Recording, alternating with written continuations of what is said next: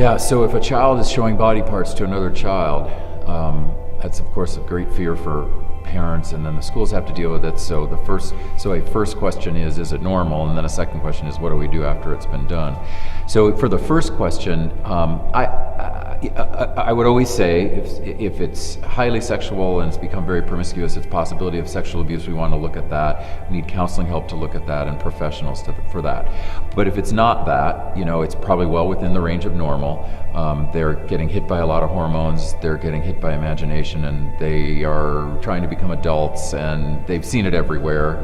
Sexual images are everywhere. So we learn by imitation, so they're imitating, and then they're showing prowess, and trying to pretend they're this or that, depending whether they're male or female, and they want to be attractive. So all of that's within the range of normal. And we always want to remember that until they had access to these devices, they didn't really have the ability to do that much. Of course, societies were built differently, so it was really, really frowned upon, and they just didn't have access to a phone to show themselves.